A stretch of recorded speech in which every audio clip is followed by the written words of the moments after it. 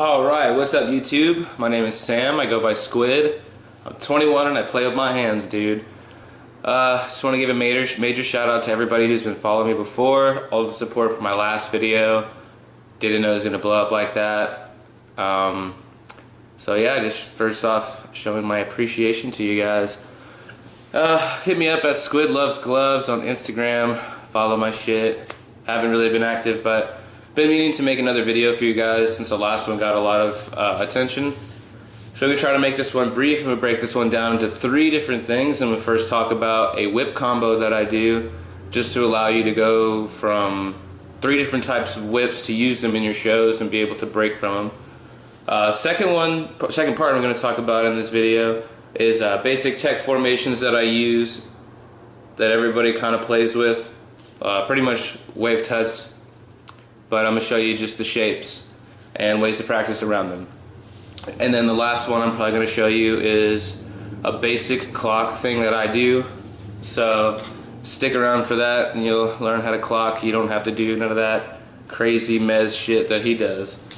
So yeah, just to start off real fucking quick. So the first part of the whip combination that I'm going to teach you, if you don't know this whip, I'll tell you to pause this motherfucker. And then go to Blitzen's whip tutorial that she made like 5 fucking years ago and learn that whip. Okay? If you don't know what I'm talking about, pause it, pull up another tab, look that shit up, get it. So the first part of this whip combination, you can either be with both hands or, you know, either side, one hand starting, left hand starting, right hand starting, or whatever. So, okay, I'm gonna start it off with my right hand throwing it. The left hand's gonna go forward. So I'm gonna throw my whip towards the viewer into a circle. I'm going to start that circle off, and once I get somewhere that feels comfortable and I feel like breaking it out, I'm just going to do forward whips and maybe backwards whips. And that's pretty much it. That's all it is. You're just going to throw your whip to a circle, break it out, do some forward whips, backward whips, whatever. I use those 3 mixtures all the time. I just throw my whip out at you and then start like doing single whips and then circles. Break it off to like a dive bomb. Bring it back. That to me I think is a very helpful whip combination. One more time, just real slow. Throw the whip. Your hand's gonna meet up with it for the circle. And you're gonna break off and just kind of do whatever whip you feel like it. So yeah, I hope that helped. Now going on to the basic tech formations.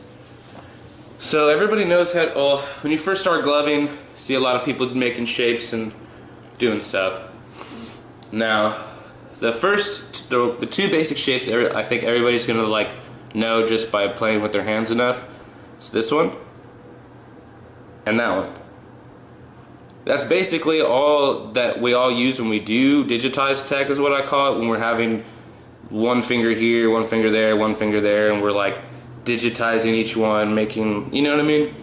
Really all that's doing is you're making a 90 with one hand and you're going to maybe bring one up to make another 90, so, you know, up there, and so you'll digitize. So I just want to tell everybody to just sit here with these 2 shapes and practice by taking fingers away. I mean, I don't really have that clean of angles. Make sure your knuckles are, you know, flat. You want to make sure that they're flat. Sometimes when you're digiting down, I kind of forget that. You want to you try to tuck them to your palms. So just watch me kind of play with it a little bit. You just practice going from each one. Now you could flip to the other one. You could even just do pointer fingers. Boom, boom, boom. So yeah, just sit there, practice. Taking away fingers, adding fingers. Changing dimension completely changes it. You could digitize it like that. Make one little, like, I'm sorry, I'm going to flip you off right now. But this is what I call a under quad stack if you're talking about dialing, over quad stack, or just quad stack if you're dialing. That's what I call it. So you can stick that shit up in there and be like quad stack, and then be like under quad stack, and then like take your hand away and be like boom. So yeah, those are the basic formations you're going to use. How to change that simply, if you just want to use this one, I'm not even going to change I'm not going to wave them to anything else, just watch. Thumb to this, pointer to the thumb. You literally can just, changing your angle changes a lot of things. Just make a box different places. That was kind of sketchy, but yeah. Do you know what I mean? If you just change your plane, it completely changes, like the whole move itself changes. So when you mix digitized fingers, you still do the same thing, and then making, isolating by making thumbs go down. Just play with it. Change dimension for sure is what makes the whole show change. So just, kind of dabble with it. Now on to the clocking thing. Now, kind of do like you're doing a rock-on kind of thing. The way I look at this move is kind of like a protractor or like a compass. So you have your two circles, which is going to be your face to the clock. Now, either your pointers or your pinky is going to come down. So when it does that, they're not really my fingers aren't that clean. But you see how this line to that makes the 90. And the face is the circle. So you can, point fingers in there, put that hoe down, make the other one go up.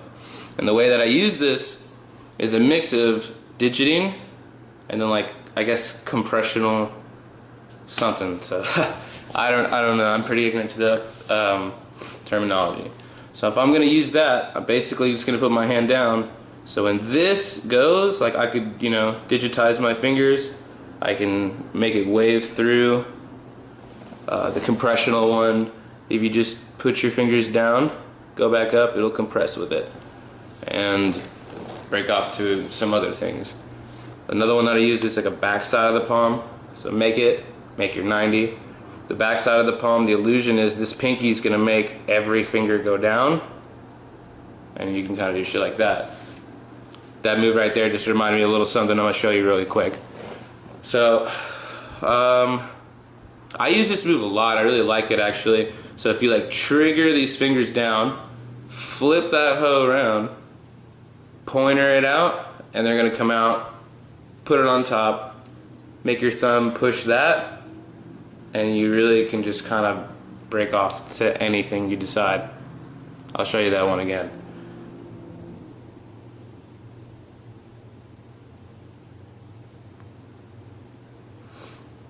I go a little bit quickly. Don't really think I need to sit there for too long on it, so I'm sorry if it was a little brief. My last video was 12 minutes, so I'll try to make it brief. Hope this helped for you guys. Again, thank you so much for the last support. Follow me on Instagram at Squid Loves Gloves. Like and subscribe, and hope y'all have a wonderful fucking day, and I'll see you later.